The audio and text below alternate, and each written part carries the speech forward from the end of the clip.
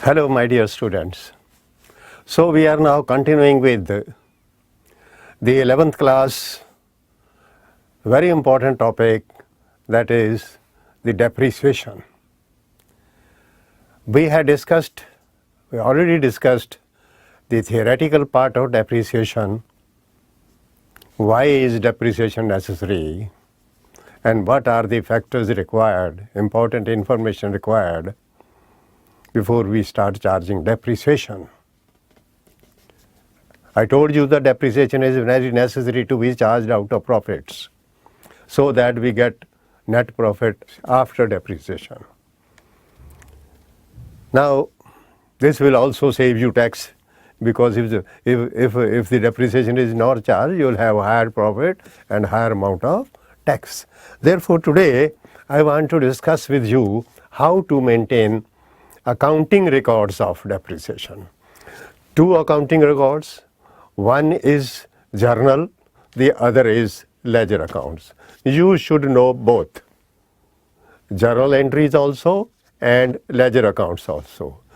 Now, as far as journal is concerned, whenever a machine is purchased, you will pass this journal entry on purchase of machine, purchase of any asset, fixed asset. On purchase of a fixed assets, you will pass the following entry. That is, supposing machine is purchased, it will be machine account debit to bank, being machine purchased.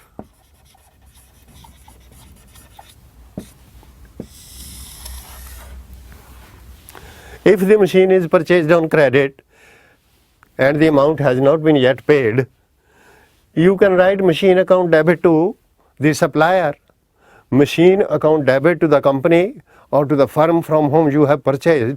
Supposing you have purchased the machine from HMT. If you have purchased machine from HMT, Hindustan Machine Tools, so you will write here machine account debit to HMT. So HMT becomes your creditor, you have to make the payment to HMT. So after 2, 3, 4, 5 days or 1 week, you will make payment to HMT. When you make the payment to HMT, you will write here HMT debit to bank. Instead of writing bank here, you will write HMT. So in here it will be HMT to bank. So the payment is made to the bank. This is how, when the machine is purchased on credit and the amount is not paid on the same date. If this is the case, machine is purchased, so suppose this is 15, machine is purchased on April 1 and this payment is made on April 15. This is how the dates will appear. 15, April 1, April 15, machine account debit to bank or machine account debit to HMT. If it is on credit, amount not paid, then you see it will be HMT debit to bank, being the payment made to HMT, being the check given to HMT in settlement of its account. So this entry will be passed on the date of purchase. Date of purchase is April 1 or it may be April 10. Any date on which the machine is purchased will be written here. You got it? Now the second entry that you have to learn to pass is the entry for depreciation. This entry for depreciation will be passed only at the end of the accounting period. Accounting period may end on 31st December. It may end on March 31st.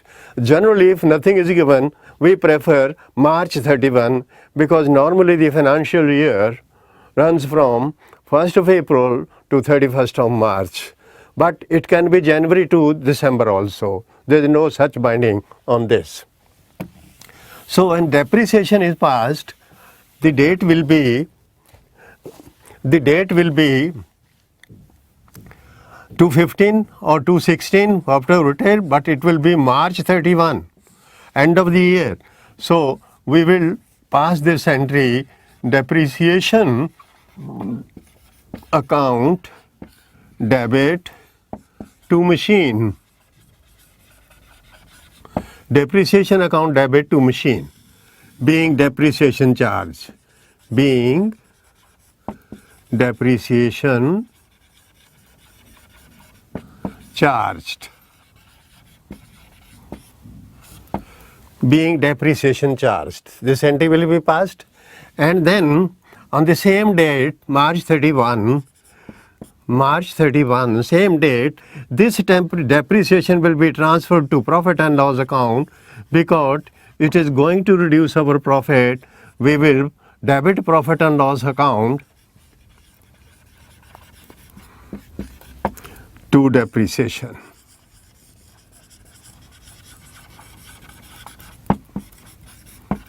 Narration will be being depreciation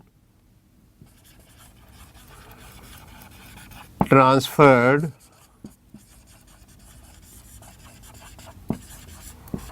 to profit and loss account.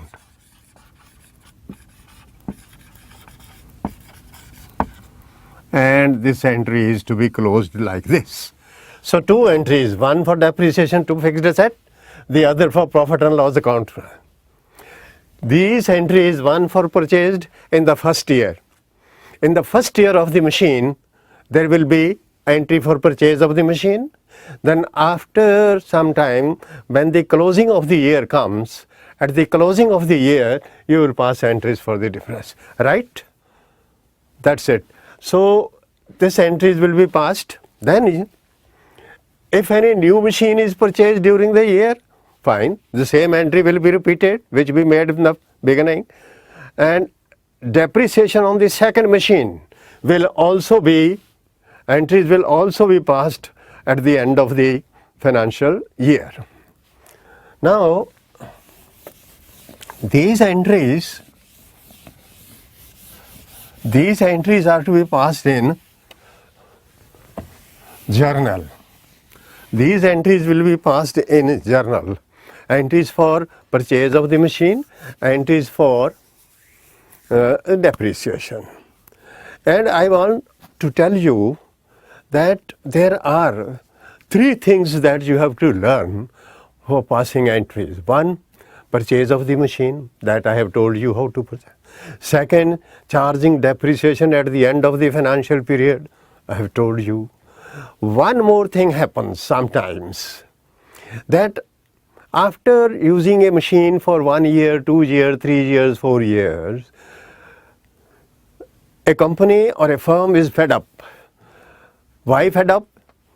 Machine is not working properly, or there are better machines have come in the market and the company wants to replace the old machine and buy the new one. Now, this is very important part that you have to learn, and definitely you will get a question in your final examination, annual examination in your school, where you may be asked to pass entries for the sale of a machine. Now, I give you the entries for sale of machine. We'll do some practice also, but first learn entries on the sale of the machine. Sale of machine or any fixed asset.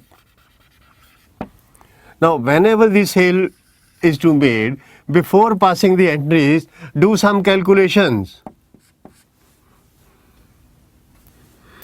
On sale, find out cash received. ये machine कितने में बिकी है? Find out cash received. Number 2, find out depreciation. Depreciation on the machine up to date of sale. Up to date of sale, from the last date of depreciation. If the machine is sold on 30th June, when it is sold 30th June 2015, So you have to find out depreciation up to 30th June. From last date of depreciation, what was that? That was 31st of March 2015. 2015 में last depreciation 31 मार्च को लगी थी, उसके बाद machine 3 महीने use हुई. So we have to find out depreciation on the machine up to date of sale. और तीसरी चीज है गेन और लॉस ऑन सेल. गेन और लॉस ऑन सेल, एक ये कैलकुलेट कर लो, 3 बातें कैलकुलेट कर लो और सेल हो जाएगी आराम से. ये कैसे करना है? इसमें लिखना है कॉस्ट ऑफ मशीन. मशीन कितने की खरीदी थी? ये है जी cost of machine. Less total depreciation. Total depreciation अभी एग्जाम्पल दी थी 30th जून तक 3 महीने की ये, और 2 साल पहले मशीन चल चुकी है, वो 2 साल की depreciation. So 2 years and 3 months depreciation इसमें से लेस कर दीजिए, और देन यू गेट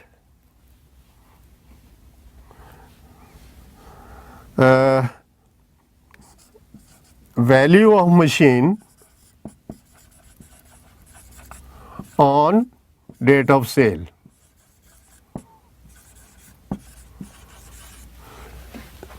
जितने की खरीदी है टोटल डेप्रिसिएशन लेस कर लो, that gives you the value of the machine on the date of sale. Okay, now इसमें से जब ये वैल्यू है, compare this with cash received. Cash कितना आया? If this value is 18,000, cash received is 20,000, तो गेन हो गया, 2000 का गेन हो गया. और अगर ये वैल्यू 28,000 की है तो लॉस हो गया. That's it. So you will have to find out gain और लॉस. तरीका एक ही है, find out the value of the machine, worth of the machine on the date of sale. What is that equal to? Cost of the machine जितने की खरीदी थी, less depreciation up to the date of cell.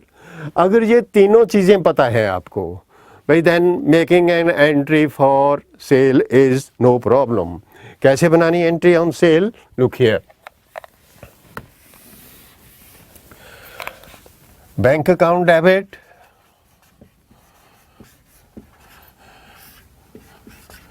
जितना cash आया,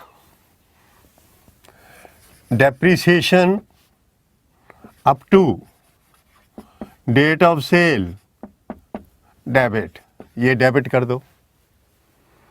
और अगर आपको loss हुआ है तो profit and loss account debit, loss on sale ये डेबिट कर दो.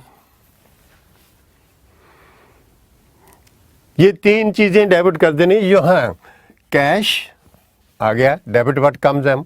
ये लॉस हो गई, डेप्रिसिएशन, डेबिट कर दो. फिर यहाँ पर अगर लॉस होता है तो P&L डेबिट हो जाएगा. और अगर देन क्रेडिट विल बी, कौन सी मशीन है जो बेच दी वो मशीन चली गई, to machine account. Credit what goes out, जब हम मशीन बेचेंगे तो वही मशीन चली जाएगी. So credit machine. ठीक है, तो इसके बाद अगर गेन होता है तो यही P&L अकाउंट इधर आ जाएगा, प्रॉफिट एंड लॉस अकाउंट, और ये गेन होगा तो इधर आ जाएगा आपका. देखिए हम ये फिगर्स भर देते हैं. मान लीजिए मशीन आपने 20,000 की बेची, 20,000 की मशीन बेची आपने, जो सोल्ड फॉर 20,000 रुपीज, और depreciation up to the date of sale है 2,000.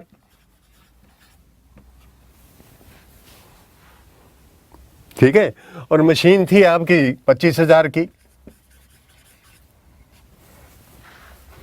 25,000 की मशीन में से 25,000 की मशीन 2,000 डेप्रिसिएशन मान गई 23,000, ये 20 में गई तो 3,000 का आपका लॉस हो गया. 3,000 का लॉस हो गया. This is how the machine has to be sold. This is the worth of the machine in the beginning. साल के शुरू में हमारी मशीन कितने की थी? 25,000 की.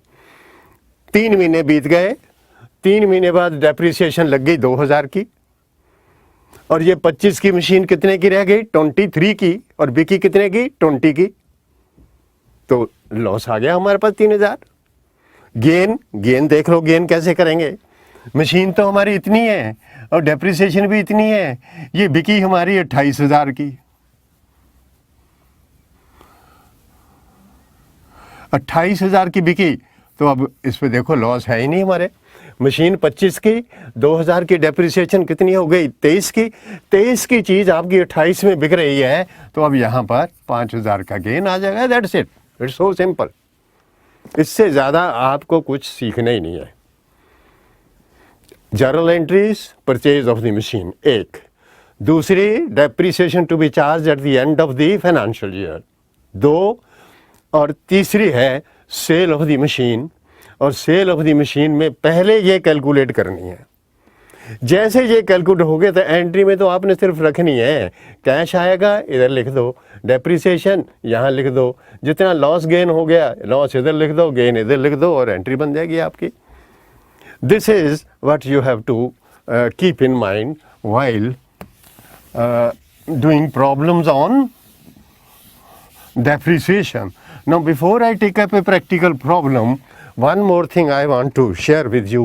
I want to tell you that there are 2 methods of depreciation. I think I told you earlier also. Methods तो कई हैं, आपके कोर्स में केवल 2 हैं. एक है स्ट्रेट लाइन मेथड, पहले भी बताया मैंने आपको. Straight line method. और दूसरा है डिमिनिशिंग बैलेंस मेथड.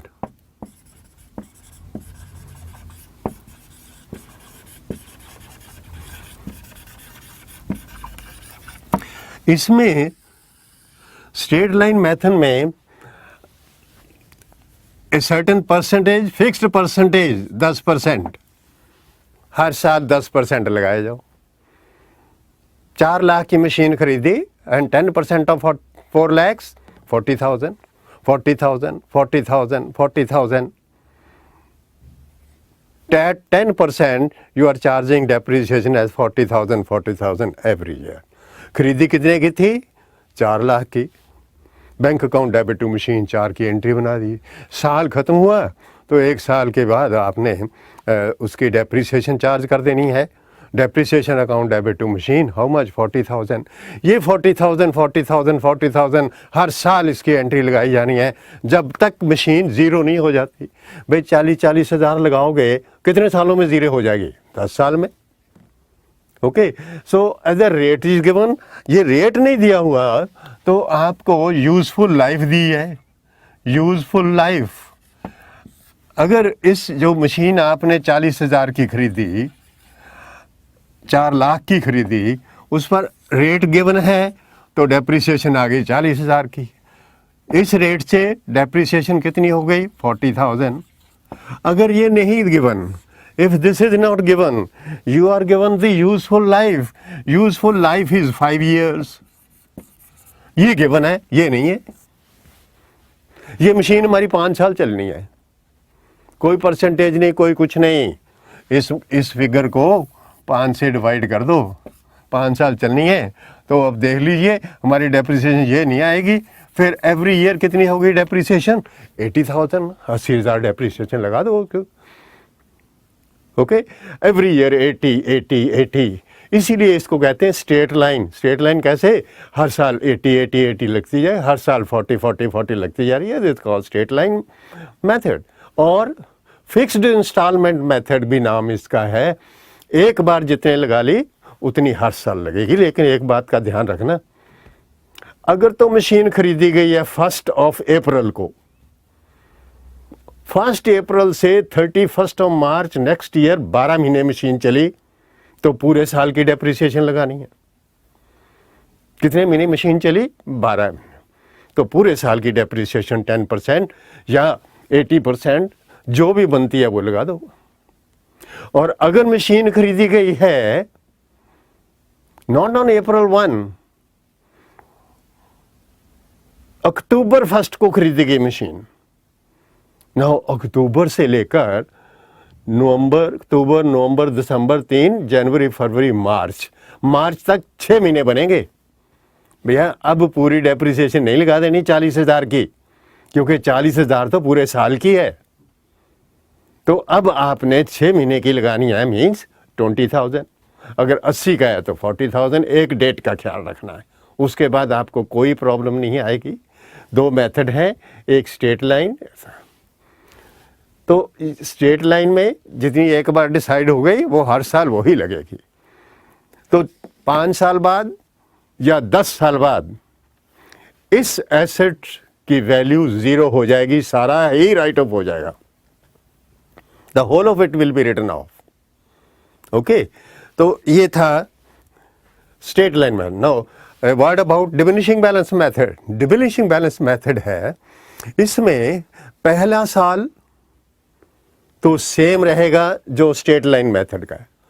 पहले साल में कोई फर्क नहीं है, जैसे डेप्रिसिएशन स्ट्रेट लाइन मेथड में लगेगी वैसे ही इसमें लगेगी। First year makes no difference, the difference starts from the second year. कैसे? अगर आपने एक मशीन 10,000 की खरीदी है, एक छोटा सा एग्जांपल है, तो पहले साल की डेप्रिसिएशन कितनी हो गई? 12 महीने बाद 10% से 10,000 के ऊपर 10% से depreciation, my dear students, will be 1,000। और बैलेंस मशीन का कितना बचेगा भाई? 10,000 की खरीदी थी, एक डेप्रिसिएशन हो गई, बैलेंस कितना? 9,000।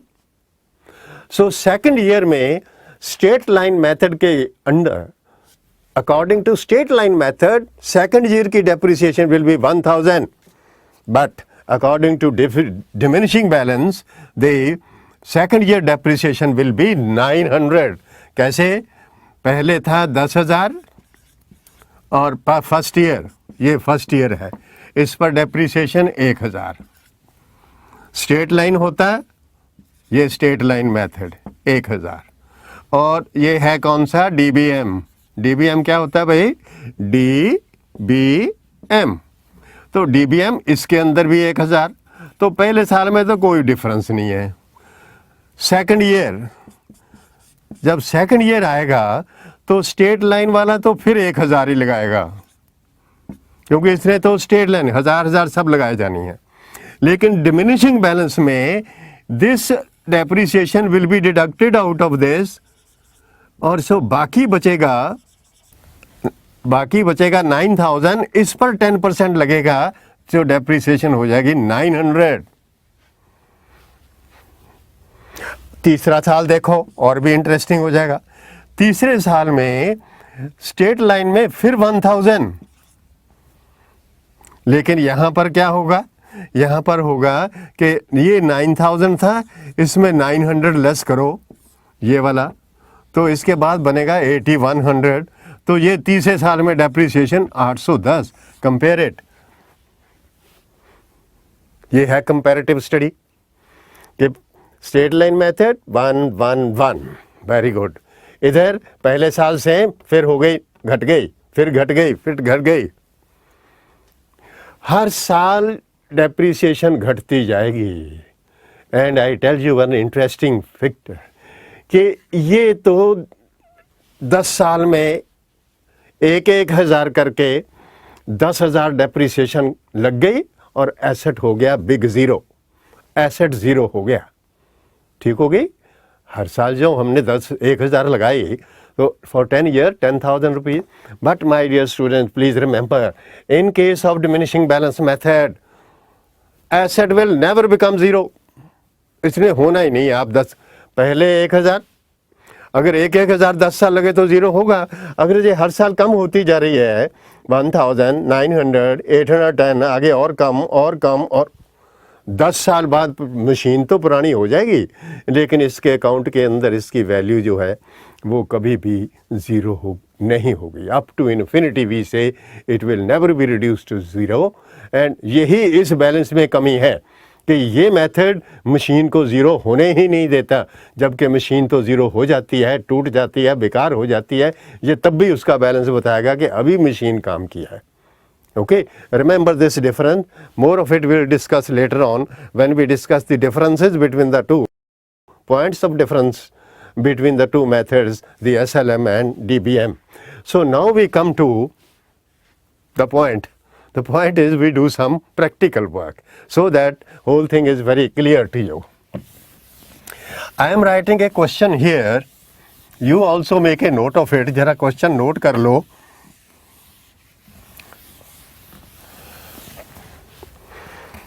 ये एक क्वेश्चन हम लिख रहे हैं यहाँ पर, आप भी नोट करो. The question is, this is a problem and very good problem, practical problem.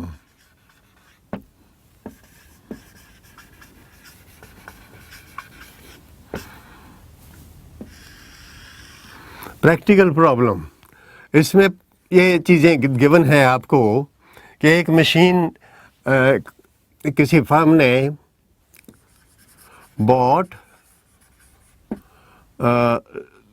3 machines, 3 मशीनें खरीदी, ईच 30,000 की, 30,000 की 3 मशीनें खरीदी. माइंडेड 3 मशीनें खरीदी हैं 30,000 की, और they are bought on April 1, ये डेट लिख दी है 2009, चलो 9 लिखते, 2009. ठीक है, साल शुरू हुआ 2009 और 3 मशीनें खरीद ली हमने. फिर इसी साल में एक डेट आई अक्टूबर 1. अक्टूबर 1 में फिर मशीन खरीद ली एक, बॉट 1 मशीन, और ये मशीन खरीदी गई, ये हमने खरीदी 25,000 की. No don't call it, let us say थोड़ी महंगी, 75,000 की मशीन खरीदी, 75,000 की. लेकिन ये मशीन है, इसको बाज़ार से ख़रीदा, अपने यहाँ फैक्ट्री में ला के फिक्स करने तक इस पर 5,000 खर्चा और हो गया.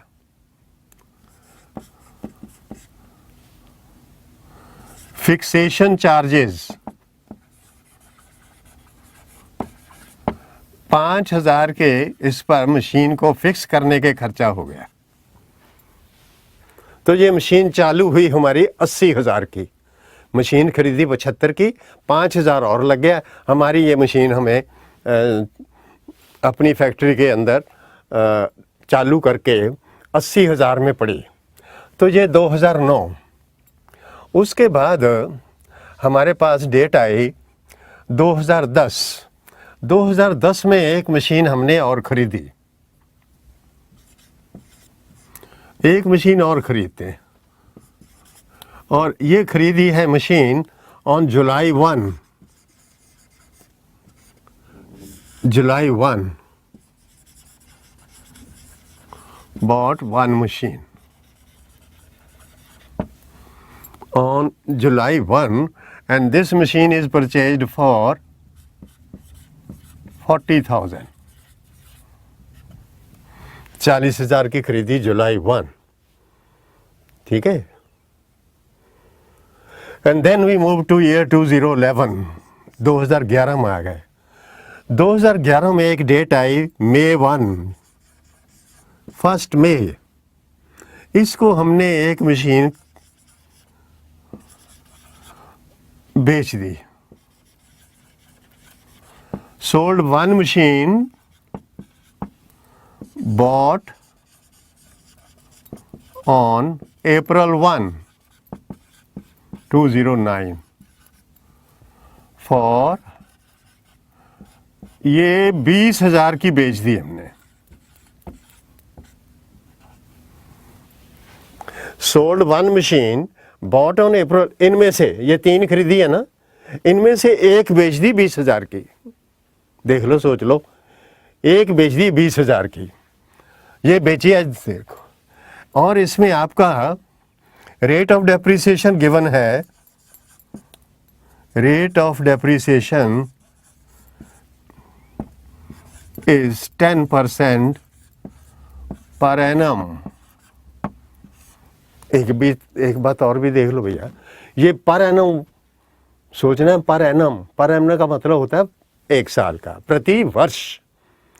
अगर पर एनम नहीं लिखा हुआ, फिर आपने महीनों का ख्याल नहीं करना, टोटल अमाउंट पर रेट लगा देना। मान लीजिए एक मशीन खरीदी गई है 30 अप्रैल को, 1 महीना बीत चुका है ना, या 1 मई को खरीदी गई मशीन और रेट गया हुआ 10%, मशीन खरीदी 40,000, तो इस पर 10% लगा दो, क्योंकि पर एनम नहीं लिखा हुआ है। और अगर पर एनम लिखा हुआ है, फिर डेप्रिसिएशन लगेगी 11 महीने की, क्योंकि मशीन कब खरीदी गई थी? मई 1 को। अप्रैल का महीना बीत गया, 11 महीने बाकी मशीन ने काम किया, तो डेप्रिसिएशन लगेगी 11 महीने की। सो पर एनम लिखा हुआ है, तो कैलकुलेशन करते वक्त you have to remember, you have to keep in mind the period for which the depreciation is to be charged. और अगर पर एनम नहीं लिखा हुआ है, तो पीरियड इज इमटेरियल, फिर सीधा लगाते जाओ। But this will be very rare, depreciation is always per annum. लेकिन आपने अपने आप अज्यूम नहीं कर लेना, एग्जामिनर का मतलब कुछ और हो सकता है, वो आपने चेंज नहीं करना उसको। Remember this point. So this is this. Now इसमें सेम क्वेश्चन, इसी क्वेश्चन को एसएलएम से भी करना है और इसे डीबीएम से भी करना है, ताकि आपको पता लग जाए कि दोनों में फ़र्क क्या है। Do this question, let us do this question by straight line method and also by DBM. First we do, this is the account I am going to prepare for you, and I am given this information, and we have rate of depreciation 10%. Look here how I'll go well. This is 209 में machine खरीदी, तो I write here 2009, और date कौन सी है? April 1. I write here April 1, and here I make the purchase. I write here to bank account. क्या लिखना है? To bank account, machine account debit to bank. कितने की खरीदी है ये? 3 मशीनें खरीदी हैं भैया, 30,000 की एक, तो ये तीनों मशीनें 90,000 की आ गई। होगा काम? तीनों मशीनें 90,000 की आ गई हमारे पास, और ये रिकॉर्ड हो गया।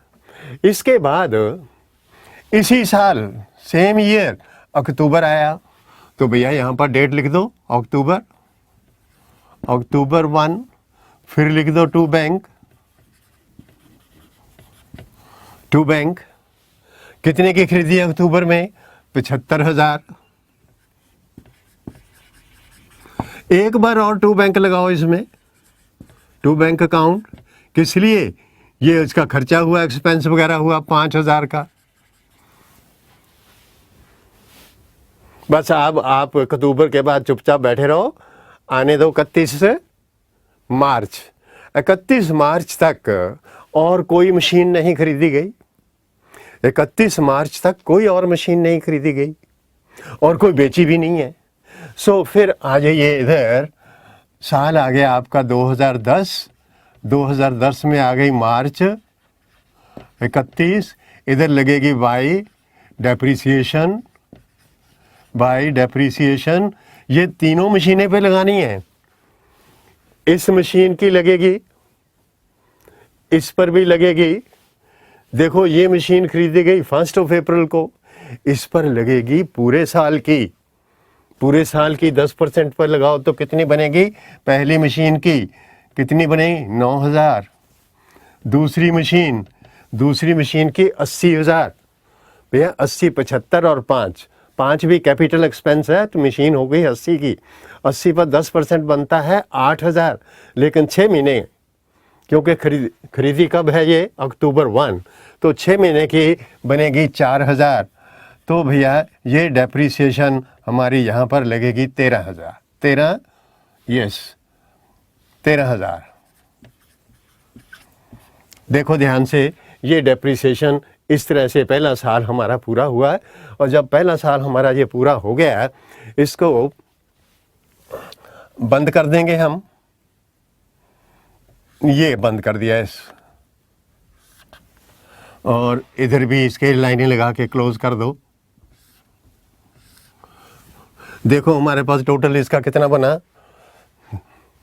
द टोटल इज 90,000, और ये कितना है 1,70,000। 90 और 80, 80, 170, 170 इधर लिख दो, और 170 में से अगर 13 हम लेस कर दें, ये 13 लेस करने से हमारे पास बन जाएगा 1,57,000। एम आई राइट? यस, 1,57,000। ये हमारे पास बैलेंस आया, तो इधर लिख देंगे बाय बैलेंस कैरीड डाउन। और ये balance, dear students please write the balance here, 1,57,000 ये है। और इधर लिखिए आप, डेट हो जाएगी, दिस इज ईयर 2010, और ये हो गया अप्रैल 1। इधर आ गया 2 balance BD brought down, carry down, brought down. अच्छा ये देखो, ये कितनी मशीनें हैं, कितनी मशीनों का बैलेंस है? 2 का। इसमें पहली वाली मशीन जो है ये 90 की खरीदी थी, तो 1 साल बाद 90 में से 9 लेस कर दो, ये कितने की है? 81,000 की। ये कितने की थी? 80 की। 80 में से 4,000 घटा दो, ये कितने की है? 76 की। ये दूसरी मशीन है। ये ऐसा भी एक आदत डाल लो कि आपने इसको ऐसे जरूर लिखना है। जब भी ओपनिंग बैलेंस लिखो उसमें मशीन कितनी कितनी की है। देखो इनका टोटल 6 and 1 7, 8 and 7 15, बिल्कुल ठीक है। आपको वहीं पता लगता जाएगा कि आपका आंसर ठीक है या गलत है। अब जो ये अगला साल शुरू हो गया है, 2010 में जुलाई आई। जुलाई का महीना जब आया इधर, अप्रैल के बाद मई, जून, जुलाई, ये जुलाई आ गई फर्स्ट। इधर लिखा मैंने, हमने लिखता है जुलाई फर्स्ट। जुलाई फर्स्ट को मशीन खरीदी गई टू बैंक। एक मशीन और खरीदी, ये खरीदी कितने की है? 40,000। अब ये तीसरी मशीन हो गई, याद रखना। 2 पहले हैं, ये तीसरी आ गई। We have now 3 machines. पहले साल की 2 खरीदी हुई हैं, तो अब इसमें फिर कुछ और नहीं खरीदी गई तो बंद हुआ है। इधर हमने इसमें कोई मशीन, सेकंड ईयर में no machine has been sold, इसमें भी आ जाए। फिर 2011 आ गया आपके पास, मार्च 31, डेप्रीसिएशन पहली डेप्रीसिएशन 9,000 की, दूसरी डेप्रीसिएशन कितने की लिखी थी हमने? 8,000 की, और तीसरी डेप्रीसिएशन इस पर ये 3,000 की, क्योंकि ये 9 महीने मशीन यूज़ हुई है हमारे पास। जुलाई से लेकर 31 मार्च तक ये 9 महीने यूज़ हुई है हमारे पास मशीन। तो 31 मार्च 2011 तक डेप्रीसिएशन बनी, कितनी बनी ये? 8 and 9, 70 and 3, 20,000। ये डेप्रीसिएशन 20,000। इस मशीन पर 9, इस पर 9, ये 80 है 8, और जो नई मशीन खरीदी हमने इस पर 3। तो अब फिर इसको बंद करें, इस अकाउंट को। इधर देखिए हमारे पास आ गए 197। इधर भी लिखो 197। इसमें से 20 निकाल दें तो ये आ जाएगा 31 मार्च का हमारा बाय बैलेंस कैरी डाउन। कितना आ जाएगा भैया? 1,77,000। इसी बैलेंस को इधर ले आओ। अब डेट कौन सी आ गई इधर, 2011,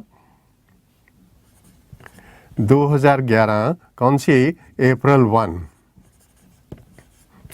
1 टू बैलेंस BD 1,77,000 ये। अब फिर इसको देखो, 57 तक 2 मशीनें थीं, अब हमारे पास 3 मशीनें हैं। ज़रा लिखो कौन कौन सी हैं। पहली मशीन एक 90 की थी, 19 में से 9 निकल गए तो 81 आ गई। अब 81 में से 9 और निकाल दो। 81 में से अगर 9 निकाल देंगे तो पहली मशीन हमारी कितने की हुई, 72 की।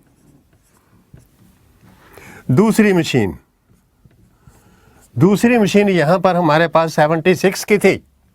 ये पहले कितने की थी, 80 की। 80 में से 4 चले गए, 76। अब 76 में से 8 निकालें अगर हम, तो ये 68 की बनेगी। 68 ये वाली मशीन 70। अच्छा अब गए 40। ये 40 की तीसरी मशीन खरीदी थी, इसमें तो 3 की डेप्रिसिएशन गई, तो ये हुई 37 की। अब देखो ये 3 मशीनों का टोटल इतना बनता है आपके पास, चेक करो। 8 and 2 10, 10 and 7 17, 1, 8 and 6 14, 14 and 3 17, बिल्कुल ठीक है। ऐसे करने की आदत डालनी है। हर ओपनिंग बैलेंस की डिटेल लिखो। ये मशीनें 157 इसकी डिटेल, ये मशीनें 177 इनकी डिटेल, तो आपका क्वेश्चन कभी भी गलत नहीं होगा। अब आए जी नेक्स्ट, ये आई डेट। अब पहले हमने गलती से उधर लगाया था, लेकिन ये देखिए ये मार्च है, मार्च के बाद अप्रैल, अप्रैल के बाद आ गया मई, ये रहा अप्रैल, यहाँ आ गया मई। अब हमने एक मशीन बेचनी है, ये चीज़ समझनी है।